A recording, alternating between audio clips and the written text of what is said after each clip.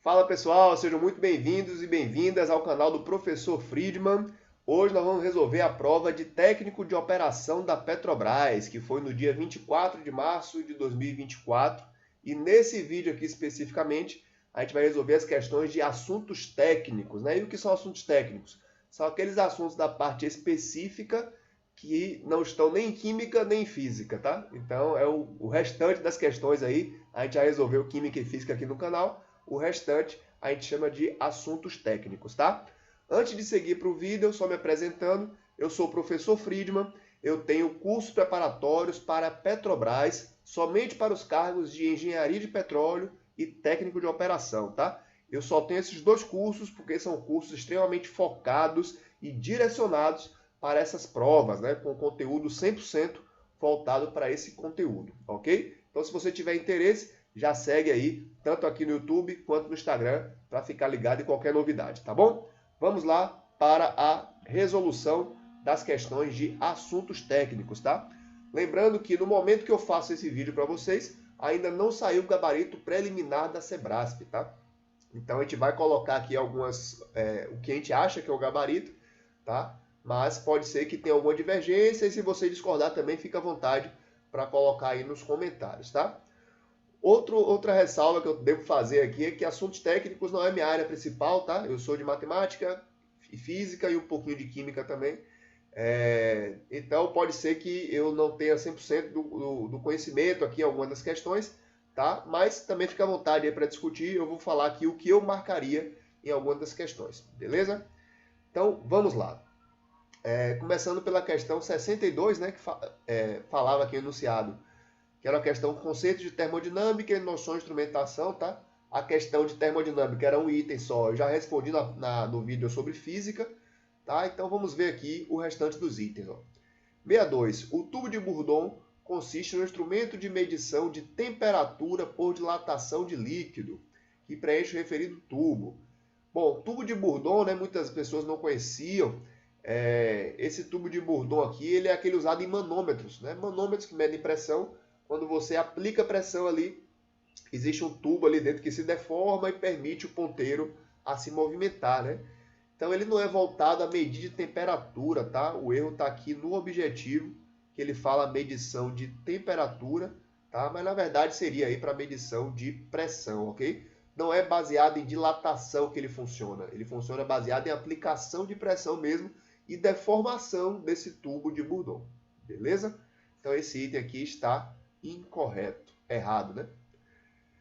64. Ó, considere um instrumento de medição de temperatura ajustado para alcance span de 100 graus. Aí tem que saber o que é esse alcance, né? Alcance é a distância entre a menor medida e a maior medida que esse instrumento pode tomar, ok?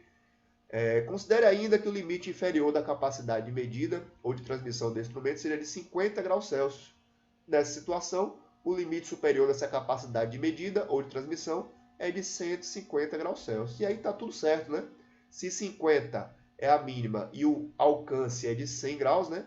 Então a maior medida, né, o limite superior, com certeza vai ser 150 graus, item certo. 65. Se em determinada situação um instrumento de medição de corrente elétrica com faixa de medida, o range, né, de 100 mA a 20 A e exatidão de 10% de fundo de escala, essa aqui é a chave da questão, né? Apresentar valor medido igual a 15 A, então o valor real da corrente elétrica que se está medindo será dado por 15 mais ou menos 2. Tá? Aqui é o seguinte, 10% do fundo de escala, o que é fundo de escala, né? É a medida maior possível que o instrumento pode tomar. No caso aqui, 20 A, tá? Então a exatidão dele aqui, né? A exatidão, ela é de 10% de quê? Do fundo de escala, que é 20 A, né? 10% de 20 A, que vai ser igual a 2 A, tá certo? Aí o cara vai afoito, marca essa aqui, né? Mas veja, quando ele fala 15 mais ou menos 2, é 10% para cima e 10% para baixo, né? Daria uma incerteza de 20%, tá?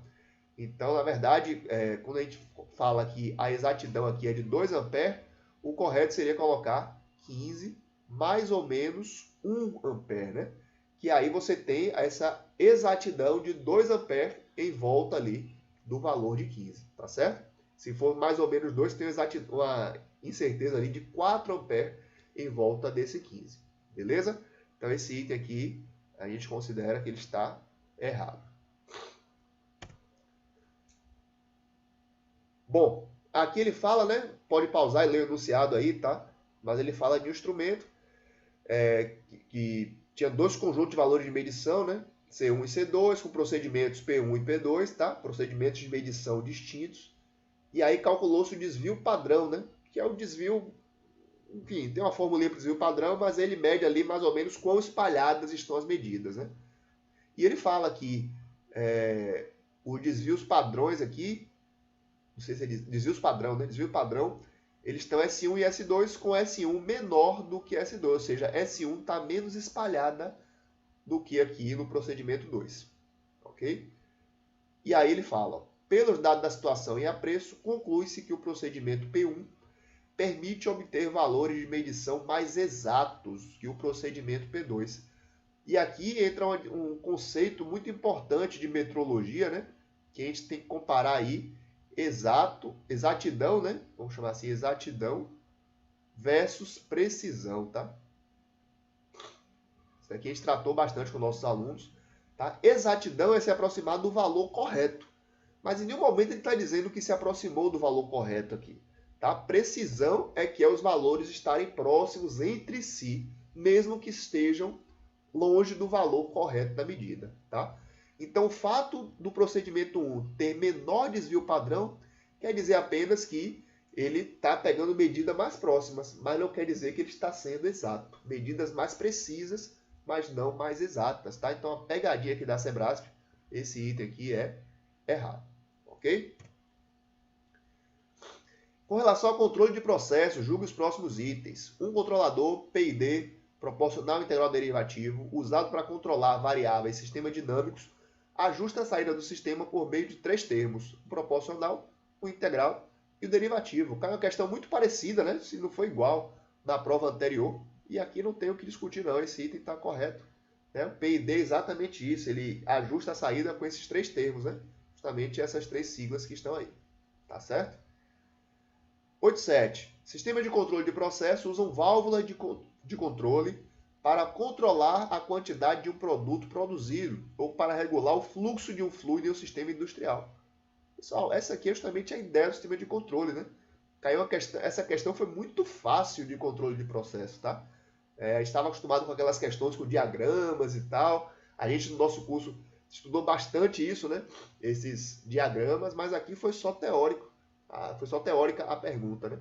Então, de fato, válvula de controle serve exatamente para isso, para controlar a quantidade ou regular o fluxo de um fluido em um sistema industrial, tá? Item certo também.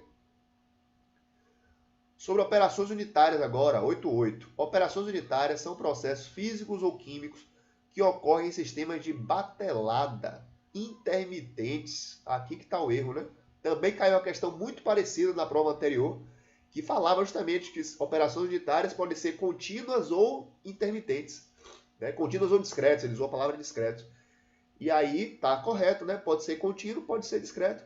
Você falar de um trocador de calor, ele é continuamente que está acontecendo a troca de calor ali. Né? Um secador, uma centrífuga, né? Também acontece aí de maneira contínua, tá? Então o erro está aqui nos intermitentes, de batelada, também está errado isso aqui.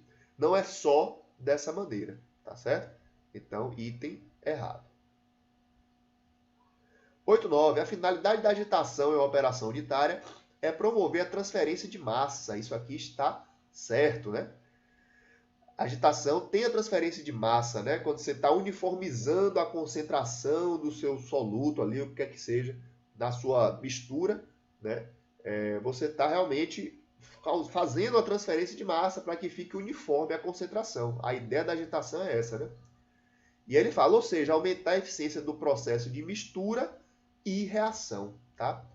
Até mistura eu concordo com o item, mas quando ele fala reação, eu confesso que eu fiquei em dúvida, tá? Nem sempre um agitador vai causar uma reação. Se ele colocasse mistura ou reação, estaria melhor, né?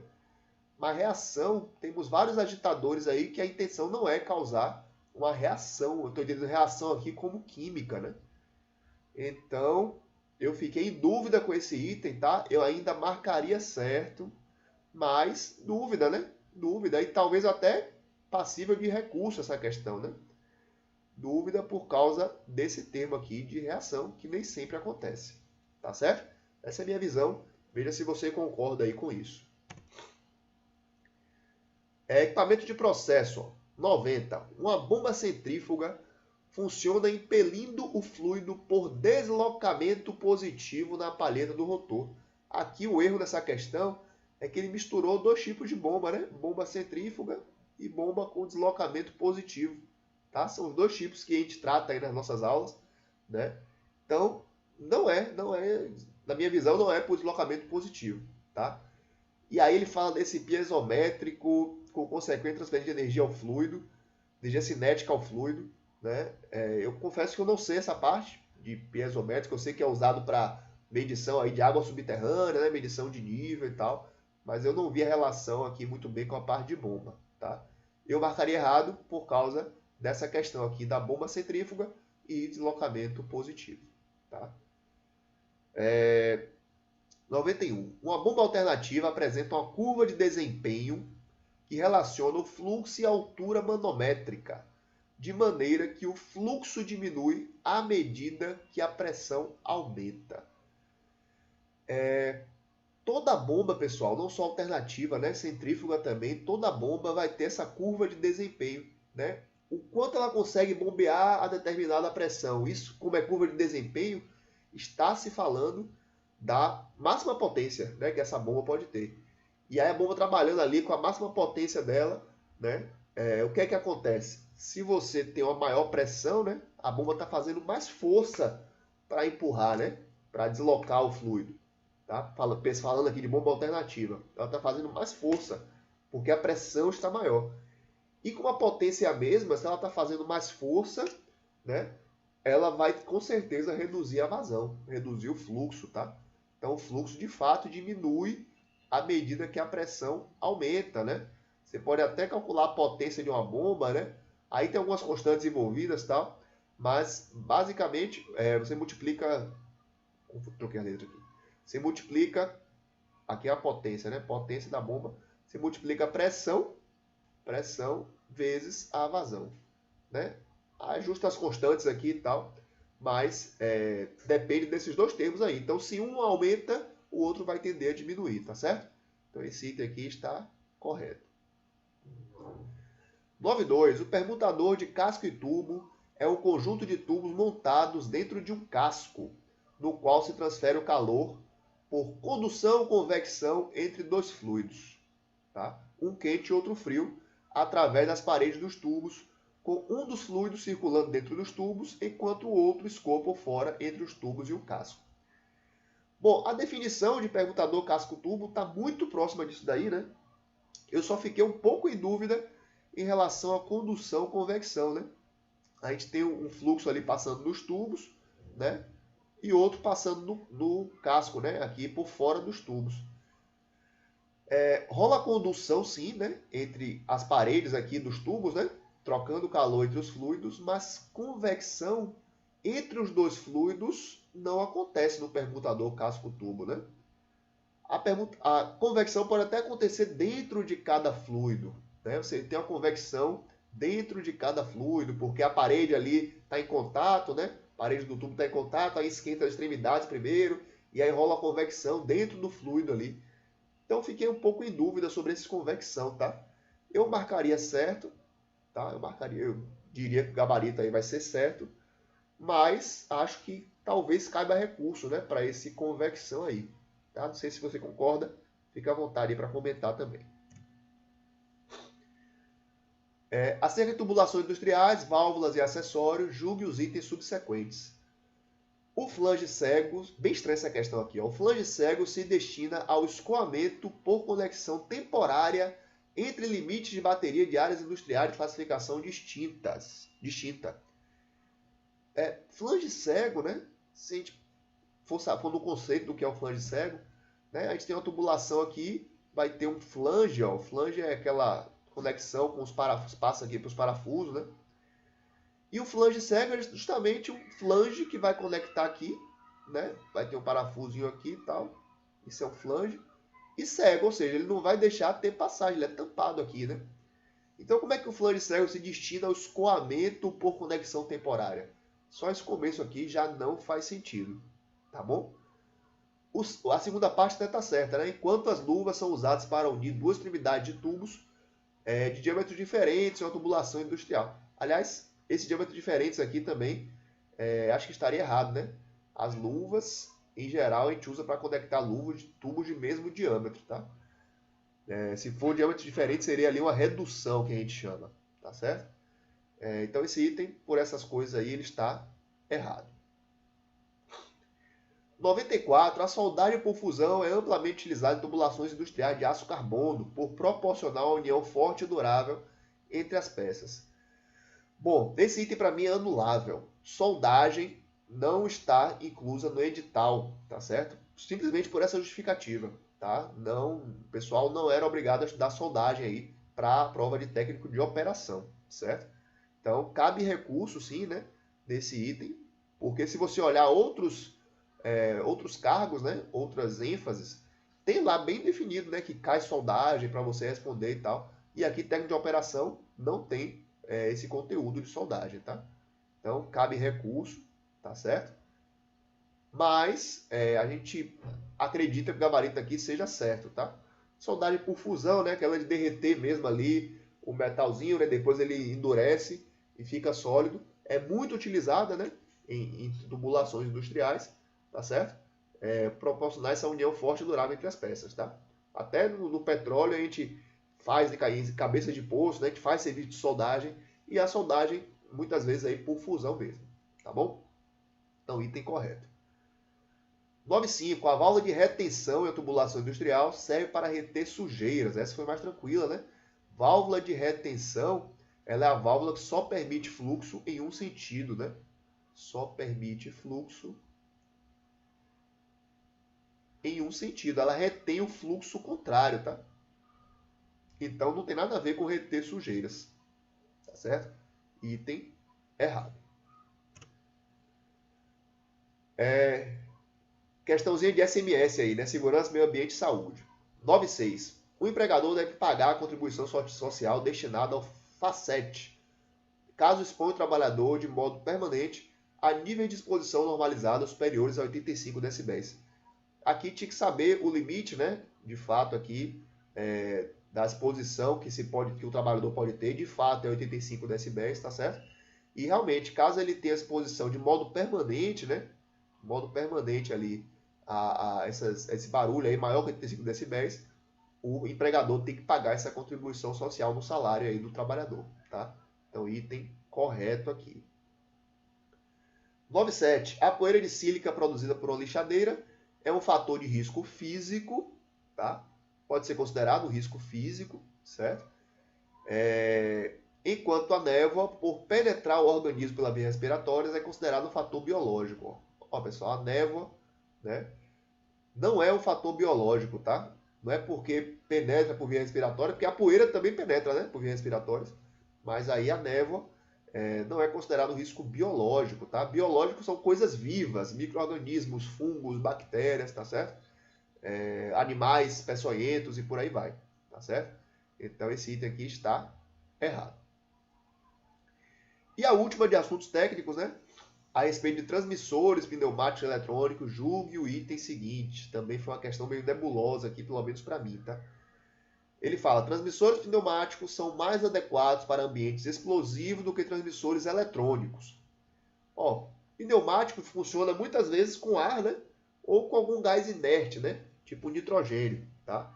E aí no ambiente explosivo é muito melhor, é muito mais seguro ser ar no seu sistema de comunicação ali do que equipamentos eletrônicos, tá? Se é um ambiente explosivo ali, não é muito legal que você tenha esses equipamentos eletrônicos, certo? Pelo menos não é o ideal, né? Mas acontece também na indústria. Os quais, por sua vez, oferecem uma faixa de medição comparativamente mais ampla. Essa segunda parte aqui que eu achei bem confusa, tá? Oferece uma faixa de medição comparativamente mais ampla. E aí, o que seria isso aqui, né? Ele poderia estar falando do range, né? No pneumático, a gente tem um padrão aí, 3 a 15 PSI, né? E no eletrônico, né? A gente tem um padrão aí de 4 a 20 microamperes. Poderia ser uma coisa, poderia ser isso que ele está se referindo? Poderia, mas eu não tenho certeza, né? Aqui a faixa seria 12 PSI, aqui a faixa seria 16 mA, né? Mas está comparando banana com maçã, né? Está comparando coisas diferentes aí para dizer que o eletrônico tem uma faixa de medição mais ampla, tá? Outra coisa que a gente pensou que poderia justificar esse item ser correto é que o eletrônico acaba sendo um pouco mais preciso que o pneumático, né? Então você consegue ali uma faixa de medição mais ampla, né? Mais valores possíveis ali de serem medidos. E o pneumático, como ele não é tão preciso, né? Muitas vezes não tem essa precisão aí do eletrônico, então ele teria uma faixa menor, mas também uma explicação meio dúbia, né? Então, marco certo aqui, mas também em dúvida aí em relação a esse item, tá? E aí fique à vontade para comentar se você sentir necessidade, tá bom? Então é isso, pessoal. Da parte de assuntos técnicos, fico por aqui, tá? Aqui no canal você encontra as outras resoluções, né, dos outros itens dessa prova, só dá uma procurada aí e fico à disposição aí, tá? Se você gostou do conteúdo, deixa aí seu like, seu comentário, segue aí também no Instagram, né, Professor Friedman, também tem aqui o canal do YouTube, né, para se inscrever, Professor Friedman, e a gente se vê nos próximos vídeos, ok? Até a próxima, tchau, tchau.